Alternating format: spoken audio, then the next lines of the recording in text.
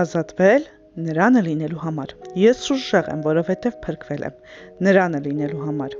Հեբտացիների 25:38-ում ասում է. Ես եմ Եհովան, ձեր Աստվածը, որ ձեզ Եգիպտոսի երկրից հանեցի, Քանանի երկիրը ձեզ տանելու համար եւ ձեզ Աստված լինելու համար։ Մեզնից քանիսին են տվել այս հարցը։ Եթե այս գիշեր մահանաք, հաստատ գիտեք, թե ուր եք գնալու։ Հարցի նպատակն է, որ լսողը ինքն իրեն հարցնի. ես հաստատ գիտեմ, որ երկինք եմ գնալու։ Եթե չգիտեն, ունեն հնարավորություն աղոթելու եւ ապահովագրելու իրենց հավիտենական դիրքը, բայց հավիտենությունն ավելին է, քան հետմահու նպատակակետ, այն ապրելակերպ է։ Հետևյալ խոսքը ներկայացնում է Իսրայելին Եգիպտոսից ազատելու Աստծո խորին ցանկությունը եւ նպատակը։ Ելից 19:4 Դուք տեսաք, ինչ որ արի եգիպտացիներին, ձեզ արծվի թևերի վրա տարա եւ ինձ մոտ բերեցի։ Ես սիրում եմ այս խոսքի գեղեցկությունը եւ զորությունը։ Երկնքի հզոր թագավորը հայտնվում է, որ վճռականորեն փրկի իր ժողովրդին 400 տարվա ստրկությունից։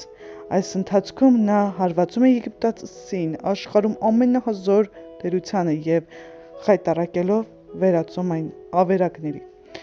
Իսրայելացի ստրուկները ստանում են եգիպտացիների արծաթն ու ոսկին։ Սա պարզապես նրա ցանկություն չէր Իսրայելի համար, սա նրա ցանկությունն է ձեզ համար։ Նա ցանկանում է ազատել ձեզ խավարի մեջ թաղված աշխարհի գերությունից եւ տեղափոխել այն կյանքի մեջ, որի լույսի աշխարհում է։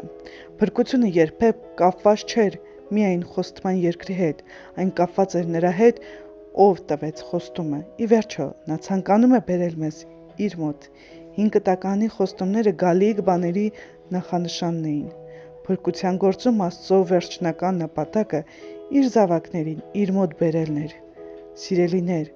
փրկագնումը շատ ավելին է, քան հրդեհից կամ կյանքի ապահովագրությունը։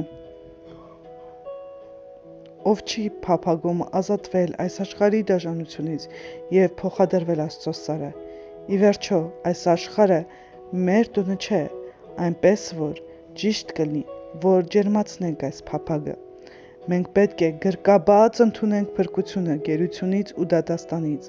բայց փրկությունը այսքանով չի ավարտվում։ Եկեք ձգտենք դառնալու նրանը։ Նա ցանկանում է ազատել ձեզ այս աշխարհի դաժան վերակացություններից եւ ծանր կապանքներից, որպեսզի ցույց տա իր քնքուշ սերն ու ողորմությունը։ Եկեք աղոթենք. Հայր, շնորհակալություն, որ ազատում ես ինձ, որպեսզի ոչինչ չխանգարի լինելու քոնը։ Ես ընտրում եմ հետամուտ լինել քեզ ճանաչելու խոստմանը։ Ամեն։